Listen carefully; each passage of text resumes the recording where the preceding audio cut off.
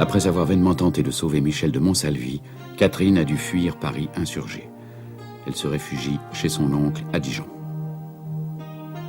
À Bruges, elle séduit le duc Philippe de Bourgogne, mais le hasard lui fait porter secours au propre frère de Michel, Arnaud de Montsalvi. L'amour naît entre eux, mais apprenant que Catherine porte le nom du bourreau de son frère, Arnaud la chasse. Devenue la maîtresse du duc Philippe, elle en a un fils. L'enfant meurt et elle renonce pour toujours à cet amour. Elle veut rejoindre Arnaud.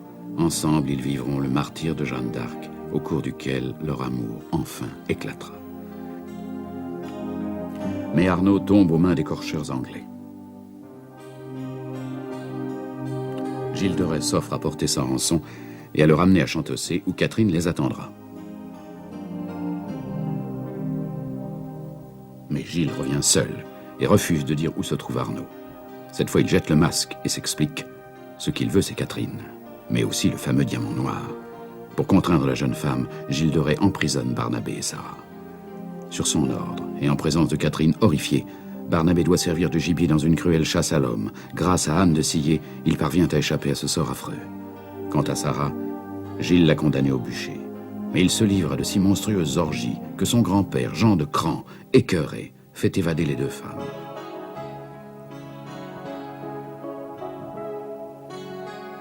Foudrage, Gilles dicte au nom du roi un décret qui les condamne à mort.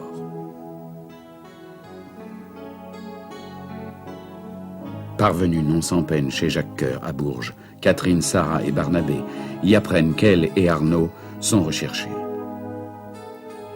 La dame de la Trémouille leur révèle qu'Arnaud est prisonnier chez elle.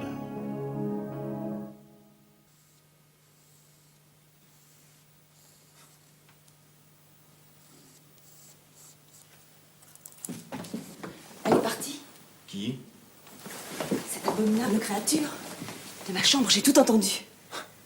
Mes cheminées sont les plus indiscrètes que je connaisse. Ne le leur reprochez pas. Vous avez été admirable. Oh, admirable. Habile, voilà tout. Et plus qu'habile. Vous avez fait triompher l'esprit sur l'orgueil, la bêtise et la méchanceté. Mais non.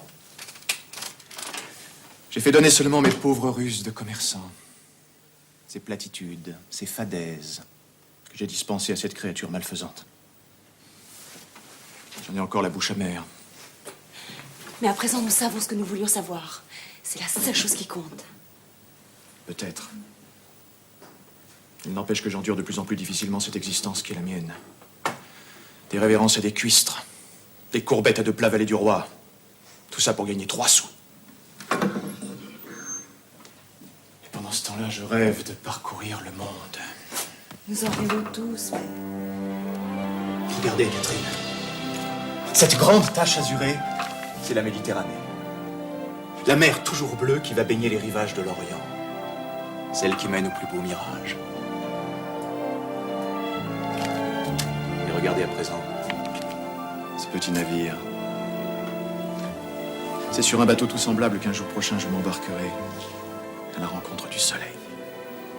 Jacques, le soleil est loin. Et près de nous, un homme est en prison. Un homme que l'on va assassiner. Un homme que j'aime. Pardonnez-moi. J'avais tout oublié, je crois. Je rêvais déjà de vous emmener là-bas. C'est à Sully que je veux aller, Jacques. Mettrez-vous. Voilà, maître Coeur. Êtes-vous là? Voilà, je crois, la réponse à votre question.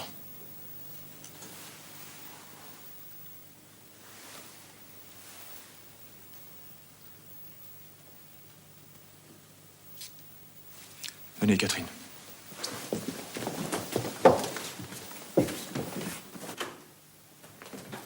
Catherine! Par les tripes du pape, Catherine! Ah, c'était donc ça votre surprise, maître Coeur? J'espère qu'elle est de votre goût. Si elle est de mon goût, tu Dieu, Catherine! Ah, ça fait plaisir de vous revoir. Mais qu'avez-vous fait de Montsalvi? Vous ne savez donc pas? Quoi? Ce que racontent ces édits imbéciles? Qu'il est passé à l'anglais, lui? l'honneur de la chevalerie française, un capitaine de Jeanne, un héros d'Azincourt, mon ami. D'autres le croient. Le maréchal de Ray. Que la peste l'étouffe, avec son damné cousin la Trémouille. Je passe ma vie, l'épée à la main, à arracher tous ces horribles placards, et j'étripe tous ceux qui essayent de m'en empêcher. Quant à ceux qui essayent de les lire sans ma permission, je leur tape dessus avec le fourreau. Malheureusement, vous êtes le seul. Allons donc. Aucun de ses compagnons d'armes ne peut croire pareille sottise. Monsalvi, passer à l'ennemi pour l'amour d'une femme, mais c'est ridicule. C'est comme si vous étiez passé aux Anglais pour les beaux yeux de Monsalvi. Par bonheur, il ne me l'a jamais demandé. Sinon, je crois que je l'aurais fait. Ah bon? Eh bien, moi, voilà une nouvelle. Alors, où est-il, notre héros d'Azincourt? Depuis que j'ai quitté les geôles où me tenait le comte d'Arundel, je le réclame à tous les échos. Quoi? Il n'est tout de même pas mort? Non. S'il est en grand danger. Sacre Dieu, où est-il? Au château de Sully-sur-Loire, captif de la Trémouille. Ce failli chien a osé emprisonner Monsalvi? Il a osé avec l'assentiment du roi. Allons donc. Je parierais que le roi n'en sait rien. Les temps ont changé. À présent, le favori fait sentir à Charles VII tout l'ennui qu'il y a à devoir sa couronne à une sorcière. Le roi ne peut pas croire ça. Il le fait pourtant. La Trémouille utilise le jugement de Rouen pour faire son propre jeu. Jugement anglais! Non. Jugement d'église. Et c'est bien plus embarrassant pour loin du Seigneur. Eh bien, que m'importe ces fariboles. Monsalvi ne restera pas prisonnier plus longtemps. Ou alors je renonce à mon nom, à mes armes. Je cours. Où courez-vous donc, messire? Au genou du roi? C'est signer l'arrêt de mort de votre ami. Car avant que le roi ne vous ait écouté, qu'il ne se soit informé et que ses doutes ne soient éclaircis, le capitaine se sera écrasé dans quelque oubliette ou aura disparu dans la Loire une pierre au cou. Oui, ben, le seul moyen, c'est d'aller là-bas sans perdre un instant et d'en arracher messire Arnaud. Vous connaissez Sully? Je n'ai pas ce plaisir, mais je ne connais pas non plus de prison dont on ne puisse sortir. Songeriez-vous vous joindre à moi, chevalier? Je n'y songe pas. Je l'exige. Moi aussi. Dois-je vous rappeler que vous êtes recherchée, Catherine? Et qu'une figure comme la vôtre ne s'oublie pas facilement. Partez sans crainte, messire, elle ne quittera pas cette maison. Bien. Contentez-vous de prier, belle dame, et je vais faire en sorte d'être bientôt garçon d'honneur. Prenez garde, Jean. Cela Trémouille est un démon. Laïr dit souvent que si l'on veut se garder de la peur, il faut frapper les premiers coups. C'est exactement ce que nous allons faire.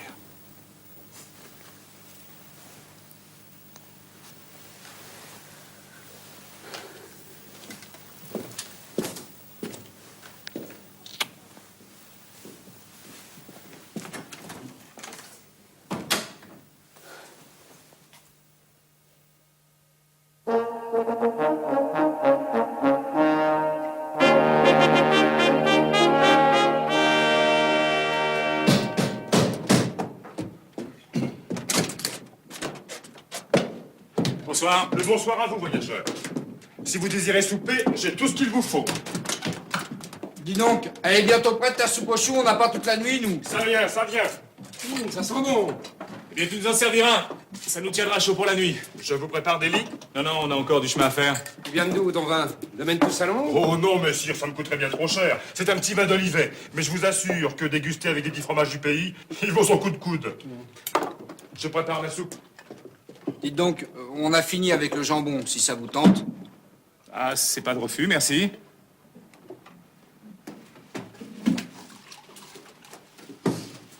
Je peux vous servir un verre de vin en échange?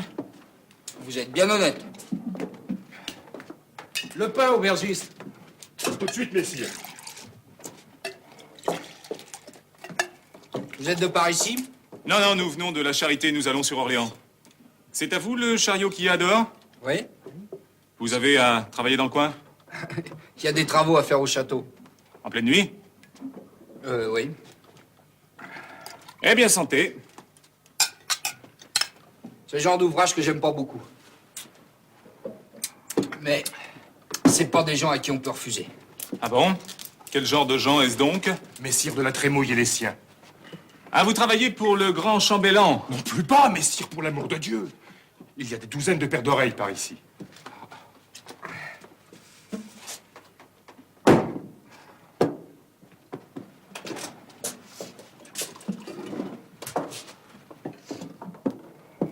un échafaud. On va construire cette nuit un échafaud. Un homme aura la tête tranchée demain à l'aube. Et le seigneur de la Trémouille, un crime de plus sur la conscience. T'es pas fou de gueuler des choses pareilles à tue-tête? Qu'un seul de chez eux t'entende, et ils me foutront le feu à l'auberge. Ouais, t'as raison. C'est ton vin qui me fait courir la langue. Quand on fait ce que tu fais, on boit de l'eau. Merci bien. Par les temps qui courent, il n'y a plus que le vin pour voir la vie en rose. Alors, si on te retire ça aussi... Le condamné est mal en point. Et même au plus mal, à ce qu'on dit. Ah, si on veut qu'il crève de sa belle mort, il y a intérêt à faire vite. Allez, oublions tout ça. C'est vous qui allez oublier tout ça, et vite. Des gens de Monseigneur? J'en étais sûr. Imbécile. Qu'est-ce que vous allez nous faire? Rien si tu es sage. T'as une cave? Oui, Elle ferme à clé? oui. Alors tout le monde à la cave, et vite. Écoute, Charpentier, on ne te veut aucun mal. Mais l'homme qui va mourir ce soir, c'est un ami à nous et c'est pas un traître. Alors vous allez tous descendre gentiment à la cave après nous avoir donné vos blouses, compris? Et je vous préviens que s'il y en a un seul qui essaye de sortir avant l'aube, je fous le feu à la baraque. Allez, dépêchons-nous. Allez!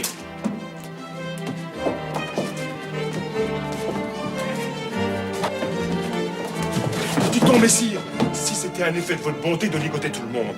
Ah, quoi? T'as peur qu'ils s'en aillent? Oh, non, c'est pas ça, messire. Mais s'ils ont les mains libres, ils vont me ruiner. D'ici l'aube, ils ont le temps de tout boire. Tu as raison, aubergiste. Tiens, voilà pour te consoler. Charpentier, ça c'est pour toi. Je te prends ton chariot et ce qu'il y a dedans. Tu n'auras qu'à dire que on te l'a volé. J'aurai rien à dire à personne. Avec ça, je vais quitter le pays et on ne m'y reverra jamais. Quand on joue un tour comme ça à la Trémouille, mieux vaut passer pour mort et enterré. D'accord, allez, allez.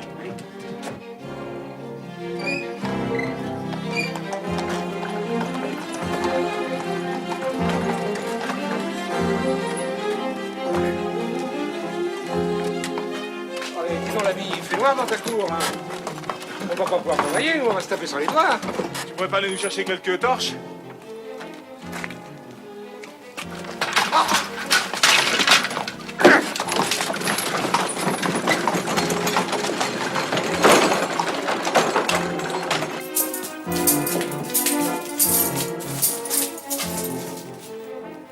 C'est pas un cachot, c'est une fosse à purin. Il doit être ici. On n'y voit rien. Arnaud. Partout les saints du paradis. Mon salvier.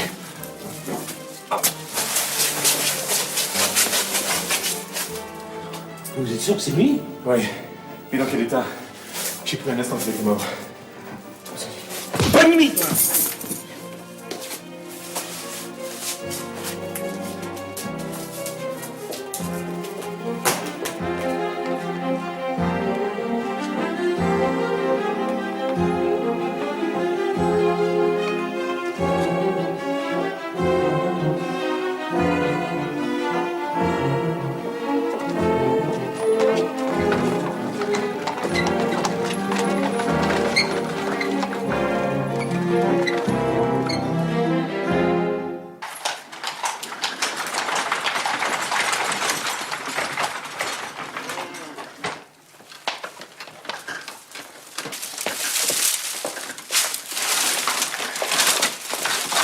Il est encore vivant?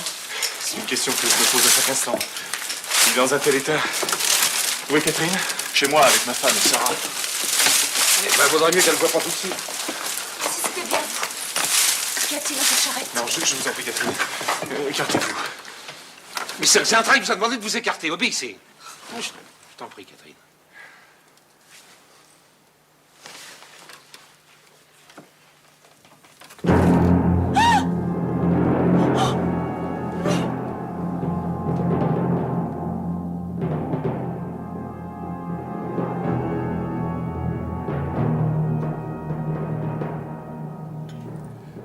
Il est aveugle.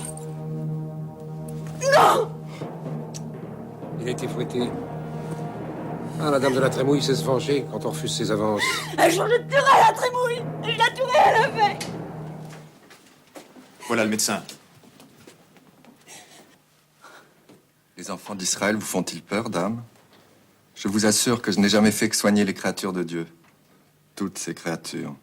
Rabbi Moshe Ben Yehuda fait ses études à Montpellier. C'est le meilleur médecin de la ville. Et j'ai bien souvent fait appel à lui. Voulez-vous demander à toutes ces personnes de sortir? Je désire examiner le malade. Vous seul pouvez rester. Moi, non. Non. Vous êtes femme, donc trop émotive. J'ai besoin de me faire une opinion dans le calme et le silence. Une opinion. Il est admis mort et aveugle. Ce sont les apparences. Il faut connaître la réalité.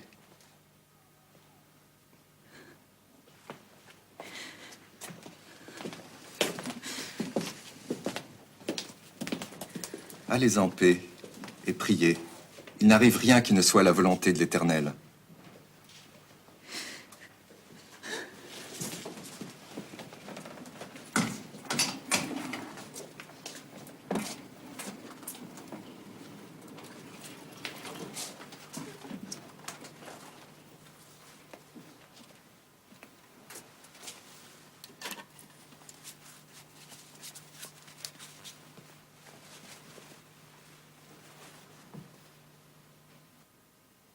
Il semble aveugle.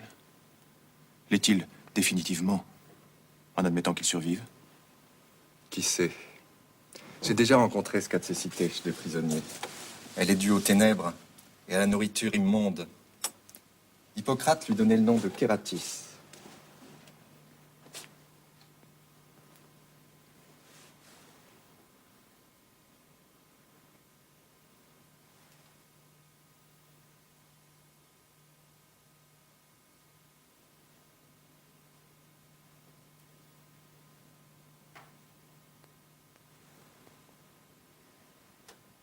Certains en ont guéri.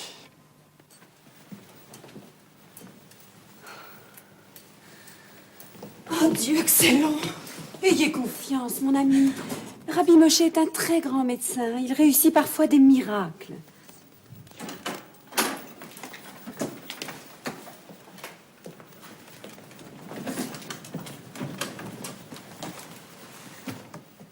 Alors? Je ne peux encore me prononcer. Le malade est si faible. Il a perdu beaucoup de sang. Il en a perdu, certes, par suite de ce qu'on lui a fait subir. Mais aussi, le peu qu'on lui a donné à manger devait être infect. De là, la cécité, l'épuisement. Nous allons le nourrir. Il reprendra des forces. Il faut le nourrir très peu à la fois et d'une façon progressive. Je prescris du lait de chèvre et du miel. Bien.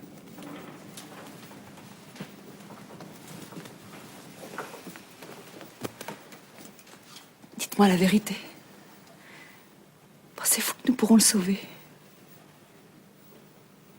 S'il passe la nuit, il aura une chance. Il faut le tenir en parfaite propreté. Et s'il souffre, lui donner quelques grains de pavot. J'en ai laissé à Maître-Cœur.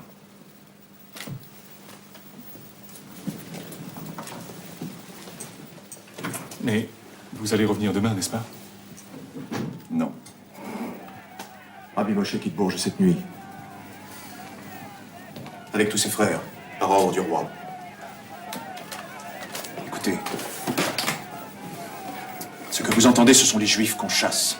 Mais pourquoi? Parce que la Trémouille n'a jamais assez d'or. Voilà pourquoi.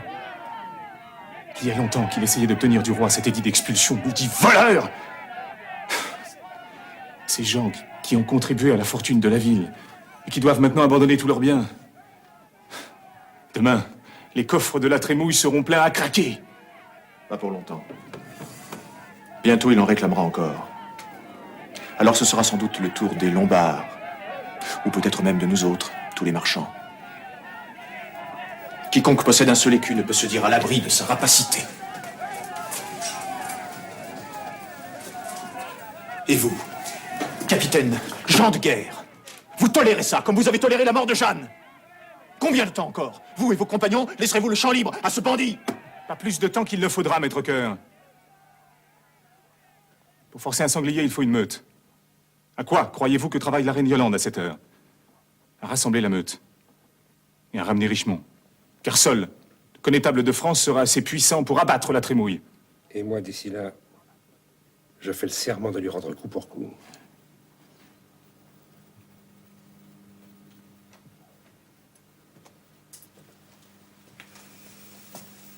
Cachez ceci. Un peu d'aide pour vous quand vous serez loin. Et merci de vous être un instant arrêté chez nous.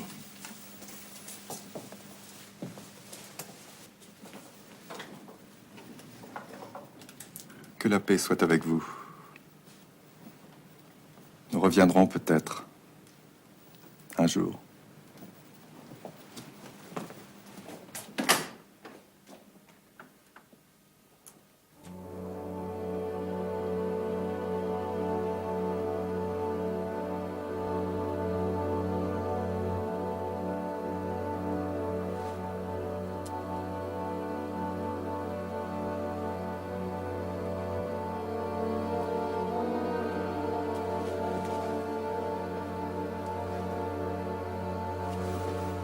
Dieu soit loué, il respire. Donne-moi ce qu'il faut pour enlever les pansements, je crois qu'il le gêne.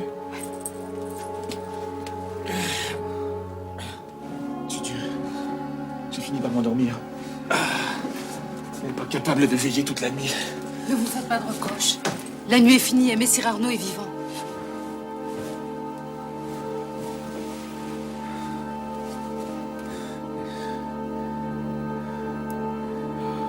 Sarah, je crois qu'il voit. Arrière. Je veux pas de vous. Je veux pas de vous.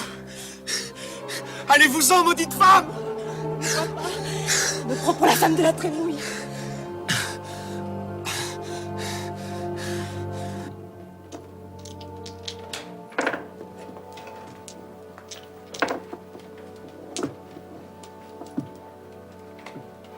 Elle veut pas descendre? Elle ne veut pas le quitter. On dirait qu'elle a peur qu'il ne disparaisse en fumée si elle s'absentait un seul instant. Elle a tellement souffert pour venir le rejoindre. Ce serait trop injuste si la mort nous l'enlevait à présent. Ça doit être facile de mourir quand on inspire un tel amour à une telle femme. Non. C'est quand le cœur est plein d'amour que la mort paraît facile. Je ne crains pas la mort.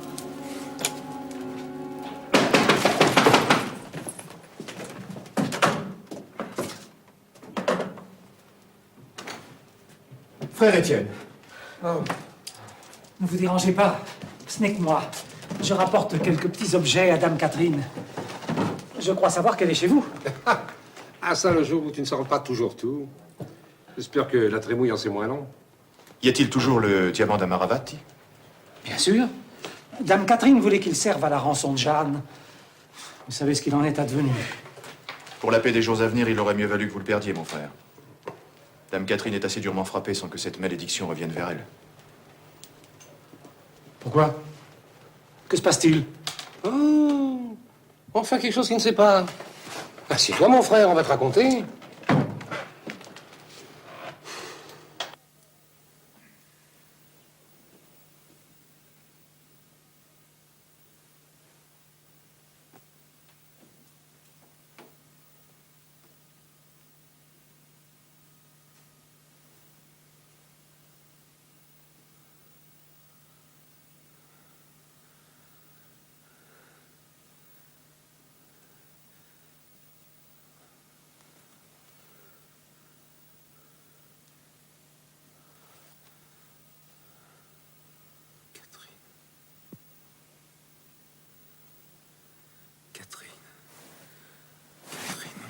Arnaud, tu me vois? Tu me reconnais? C'est toi? Oh oui, mon amour. Je suis là, je suis près de toi. Tu n'as pas un rêve, dis.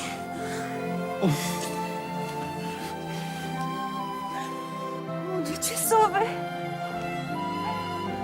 Il est sauvé. Il est sauvé. Il voit. Et il voit. Toi aussi. Venez! Venez tous! Mon Selvi est sauvé!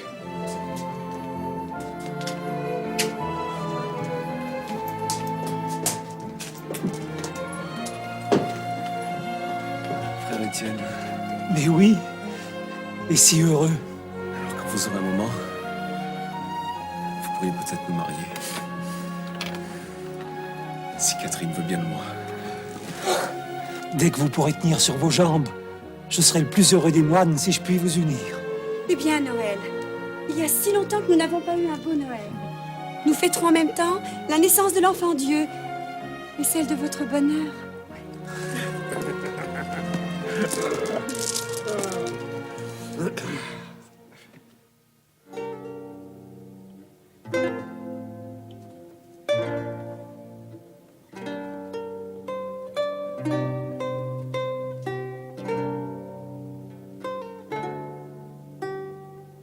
Moi, Arnaud, je te prends toi, Catherine, pour mon épouse et ma compagne bien-aimée, pour t'aimer et te chérir dans la joie et la tristesse, dans la santé et la maladie, maintenant et à jamais, jusqu'à ce que la mort nous sépare.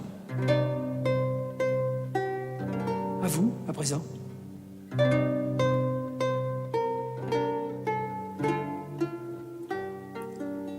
Moi, Catherine, je te prends toi, Arnaud, pour mon époux et mon compagnon bien-aimé, pour t'aimer et te chérir, dans la joie et la tristesse, dans la santé et la maladie, maintenant et à jamais, jusqu'à ce que la mort nous sépare.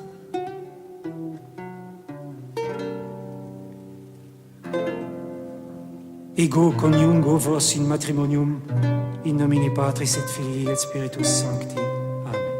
Amen.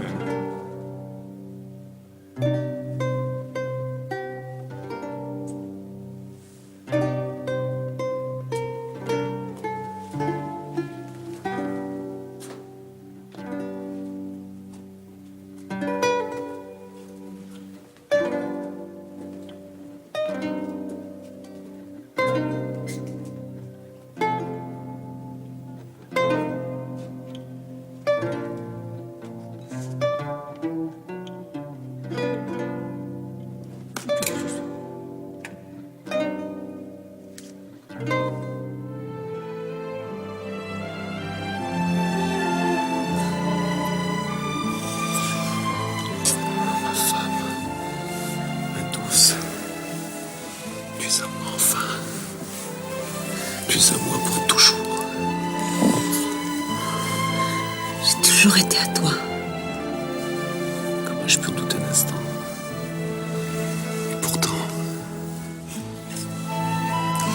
Il faut oublier le passé. Il n'y a plus qu'un bel avenir à partager. Bel avenir de proscrit. Ne te fais pas peur. Rien ne me fait peur avec toi. Il ne s'agit que de rester caché quelque temps, jusqu'au retour de la reine Yolande. Elle saura bien nous faire rendre justice. Sans doute. Mais si nous devons nous cacher, ça ne peut être ici. Mettons la vie de Jacques et de ma sœur en péril, et puis tu me connais assez pour savoir que je ne suis pas un homme. À me tenir bien tranquille, en attendant des jours meilleurs.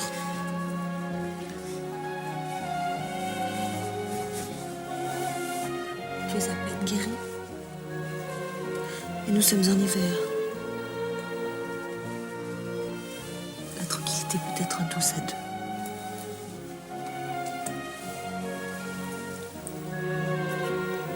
Elle sera encore plus douce chez nous. Nous allons partir, mamie. Partir? Bientôt. Je suis proscrit. Mais j'ai encore des terres et des gens dans le pays le plus fidèle et le plus sûr qui soit, l'Auvergne. J'ai des paysans, j'ai une forteresse puissante, c'est là que nous irons à Montsalvi. Et bien fort sera celui qui réussira à nous en déloger. L'Auvergne. Tu verras. Montsalvi est au bord d'un haut plateau balayé par le vent, mais troué de comptes profondes forêts de châtaigniers. Les eaux blanches, quand elles jaillissent, deviennent sombres, en se perdant au fond de lacs profonds que le temps a déposés dans des volcans éteints. Je sais. Comment tu peux savoir? Ton frère. Il m'avait dépeint son pays presque avec les mêmes mots. J'ai toujours eu envie de connaître ce pays-là. Jamais je n'ai oublié. Bientôt nous y serons. Tu verras, tu l'aimeras comme je l'aime. Comme Michel l'aimait. Et comme je t'aime.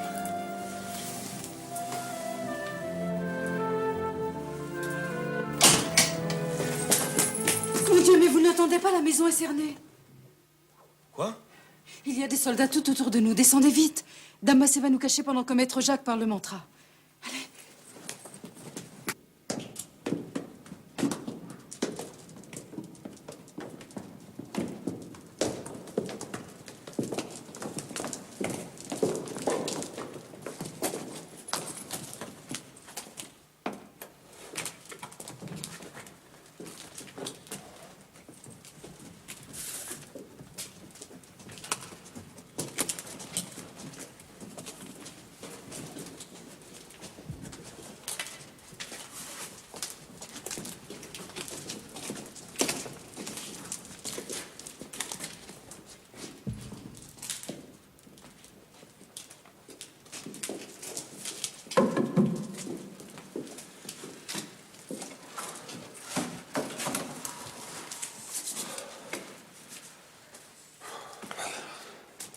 Nous n'allons pas rester ici des jours et des jours. Dès qu'ils auront fini de fouiller la maison, ils devront bien repartir. Dès que la voie sera libre, nous regagnerons Montsalvi.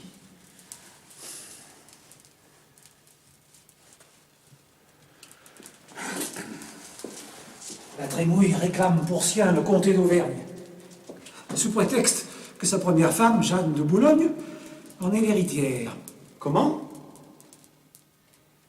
Vous connaissez un routier espagnol nommé Rodrigue de Villandrado? Villandrado, bien sûr. C'est une bête fauve. Il aime le sang comme d'autres aiment le vin. Ouais. Il aime aussi l'or. La Trémouille lui a donné celui des Juifs proscrits. Villandrado a pris le chemin de l'Auvergne. Messire de Longchamp, je crois que je vais rentrer tout seul. Vous allez mettre Catherine en lieu sûr. Villandrado aime l'or et le sang, mais il aime aussi les femmes. Nous sommes à peine mariés, tu veux déjà nous séparer? Là où tu iras, j'irai. Oh, tu es Catherine de Montsalvi. Et par Saint-Flour et Saint-Floré, tu es bien digne de l'être.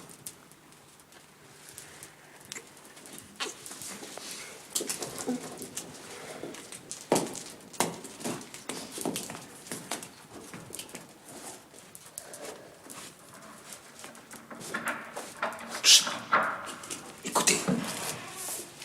Mon Dieu.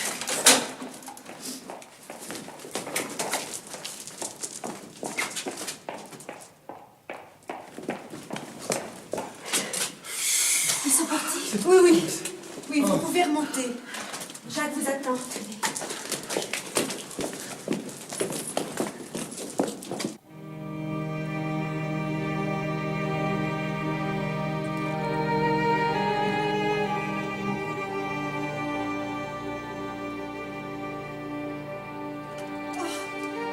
Oh, j'ai une peur terrible. Oh, quand ils ont commencé à taper sur les murs. Le capitaine a manqué d'un cheveu le mécanisme de la porte. Et vous connaissez les raisons de cette visite impromptue? J'ai été dénoncé. Par qui, je ne sais pas. Moi, je le saurai. Votre cœur, vous nous avez assez montré votre générosité au péril de votre vie et de celle de Dame Massé. Si ces chiens reviennent, leur visite se terminera peut-être moins heureusement que celle-ci.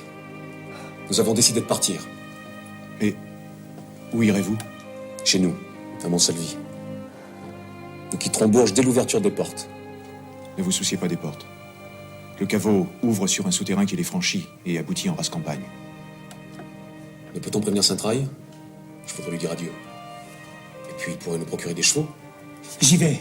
Moi, je peux circuler sans danger. Je ne reviendrai pas, car à l'aube, je partirai pour rejoindre la reine Yolande. Comment vous ferons-nous? Quand Dieu le voudra, Dame Catherine, soyez sûre que je m'efforcerai d'aider sa volonté.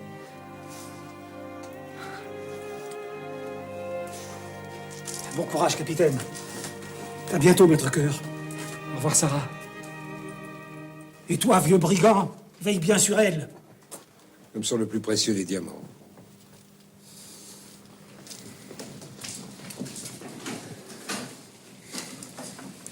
Bon, il faut nous préparer. Maître Cœur, pouvez-vous procurer des vêtements d'homme à Catherine et à Sarah? Encore? Oh, ben, j'ai horreur de ça, moi. Et pourquoi? C'est pas désagréable quand on a de jolies jambes. Ah bon? Ah, parce que tu crois que...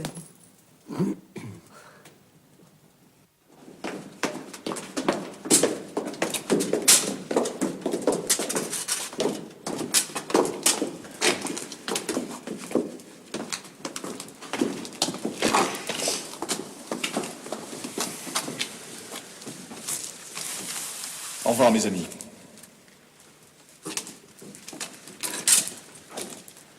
Vous devrons 2 fois la vie, Maître Cœur. C'est une dette que j'aimerais acquitter un jour. Je n'ai rien d'autre à vous offrir qu'une vieille forteresse dans les monts d'Auvergne. Ou la plus sincère amitié, si d'aventure vous en aviez besoin. Vous ne me devez rien, messire Arnaud. J'ai fait ce que tout honnête homme aurait fait. Croyez-vous? Alors, acceptez au moins mon amitié.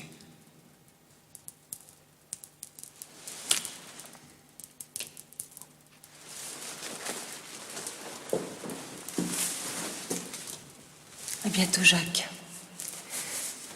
Je suis sûre que nous nous reverrons. N'emportez pas ce maudit diamant, Catherine. Ou alors, donnez-le au premier couvent que vous rencontrerez. Non. Il appartient déjà à mes enfants. Et puis, vous voyez bien que j'ai trouvé le bonheur, malgré lui.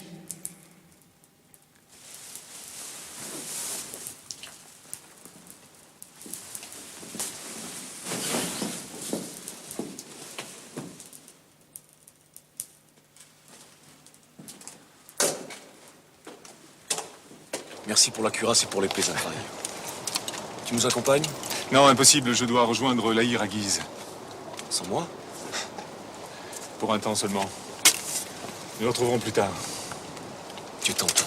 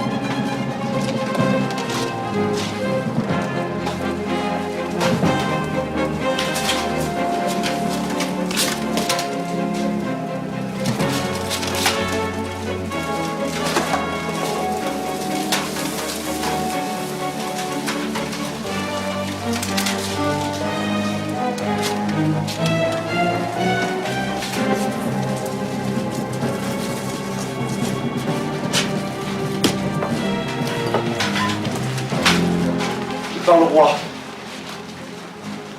Ce château doit être détruit par le feu. Les terres, les biens et les titres qui s'y rattachent sont confisqués. Le traître et félon, Arnaud de Montsalvi, doit être remis à la justice royale afin d'être jugé pour ses crimes. Que par le roi! Messieurs, tu vois bien que ce ne sont pas les bras d'une femme dont il a besoin.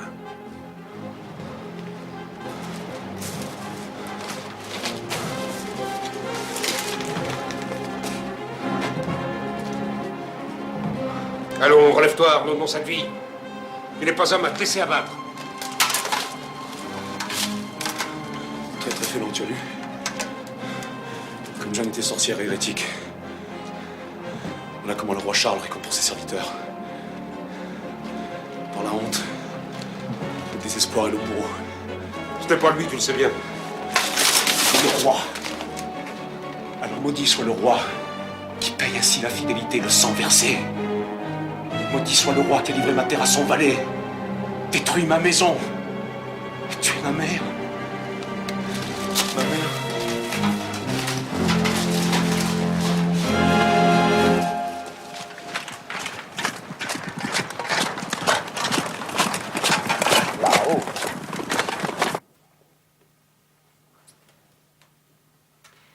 La sagesse serait peut-être de retourner chez ton frère, Marie, puisque je n'ai plus de toi à t'offrir. Retournez à Comborne? Jamais. Je veux rester auprès de vous, ma cousine. Ne me chassez pas. Tu l'aimes encore? Je l'aimerai toujours. Que m'importe le roi? Messire Arnaud! Oh, tout Jésus! Mère chérie, Dieu soit loué, vous êtes vivante. Toi, mais comment est-ce possible? J'ai eu très peur, mère. Quand j'ai vu les ruines de notre château, j'ai pensé que... Oh, messire Arnaud, avez-vous pu vraiment croire que nous abandonnerions Notre-Dame Isabelle? Mais non, mon bon Saturnin. Ma chère Donatienne. Je suis pas accouru chez vous, au lieu d'aller à l'abbaye. Tiens, tu es là, toi? Marie était malheureuse chez son frère et avec elle, j'étais moins seule. Je savais que tu reviendrais. Je t'attendais. Tu attendais un traître? Un félon? Toi, une comborne? Qui te connaissant pourrait croire pareille calomnie? J'espère que tu n'es pas la seule ici à raisonner de cette façon. Tu es mon fils. Jamais je ne douterai de toi. Et vous deux? Mais on vous connaît, messire Arnaud. Et puis, pour qu'on y croie, le roi aurait dû envoyer un capitaine. Un vrai. Et pas ce bandit, la figure de singe, qui nous est tombé dessus comme une malédiction. Assez, Saturninge. Je ne veux pas qu'on parle de cela. Voilà 3 cavaliers qui nous arrivent, qui mettent pied à terre. Laissez Donatienne, je vais les chercher. Qui sont-ils? Mes meilleurs amis. Et vous verrez.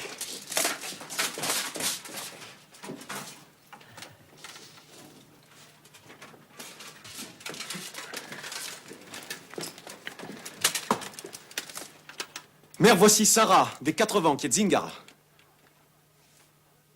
Messire Huguenin de Longchamp, qui est bourguignon.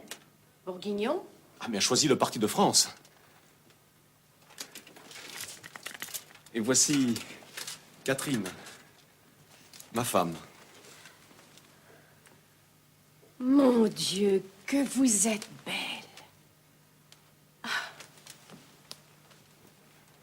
La plus belle dame du royaume, la plus vaillante et la plus aimée. Mamie, voici ma jeune cousine, Marie de Comborne. Bonjour, Marie. Sa femme. Vous êtes sa femme. Comment osez-vous m'adresser la parole? Marie. Depuis ma naissance, mon destin est d'être à lui. Je l'aime depuis que je sens battre mon cœur. J'attendais le jour où tu viendrais à moi. Et c'est elle que tu as épousée? Elle est folle. Oui, je suis folle. De lui. Et je vous hais.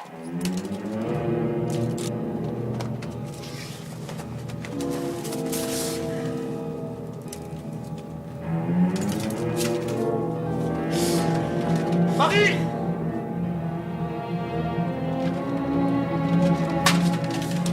Marie! Je sais que tu es là, réponds-moi!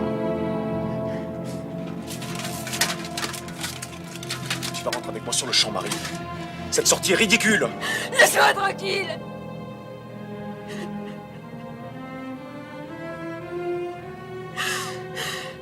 Va retrouver ta femme. Spécial en effet. Et tu vas venir avec moi. Jamais. Dans ce cas, tu devras te résigner à passer la nuit à la Belle Étoile. Avant de regarder Comborne aux premières lueurs du jour. Ici, tu es chez moi, tu m'oublies un peu trop. Tu l'aimes? Je n'ai jamais aimé que Catherine. Et je ne t'ai rien promis. Allez, viens.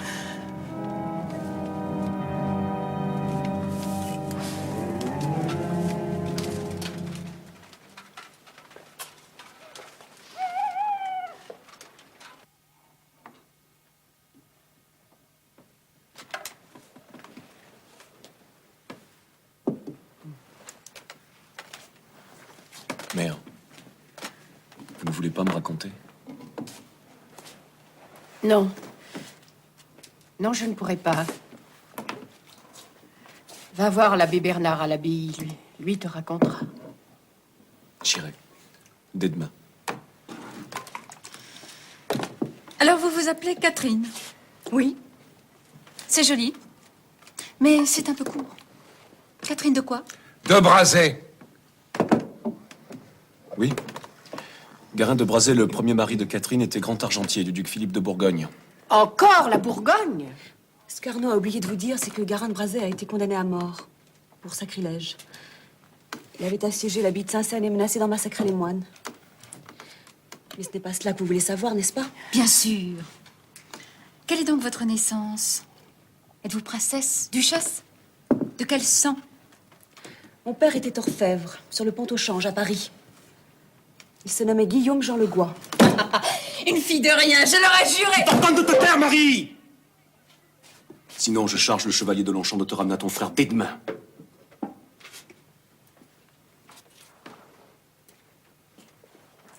Ma femme s'appelle Catherine de Montsalvi.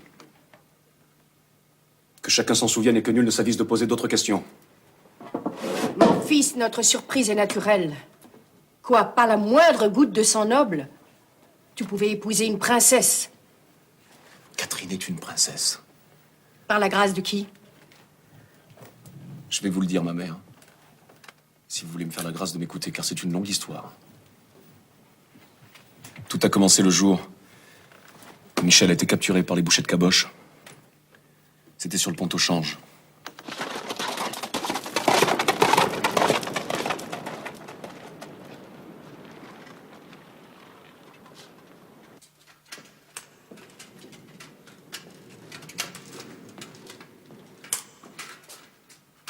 Vous avez demandé à me voir?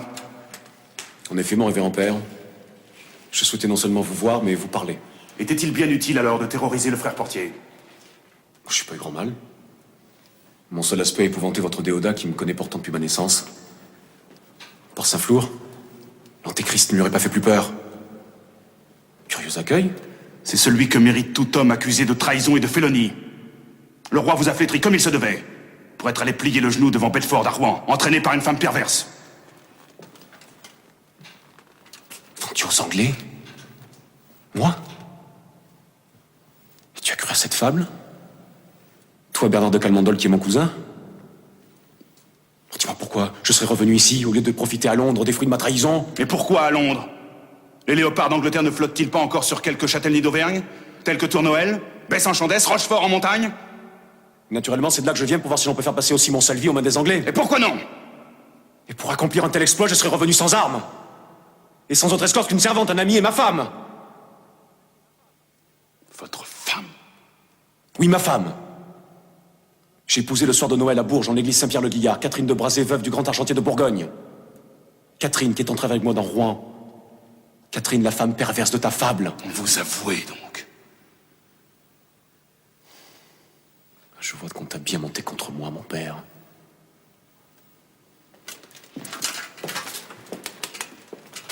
Aurions-nous eu besoin de nous travestir pour les nouveaux traits au pied de Bedford, de Warwick et de toute la clique maudite?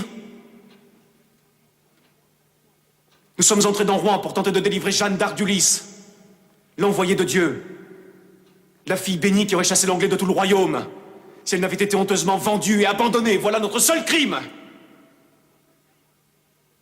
Et voilà pourquoi nous avons été cousus dans un sac et jetés ensemble dans la Seine.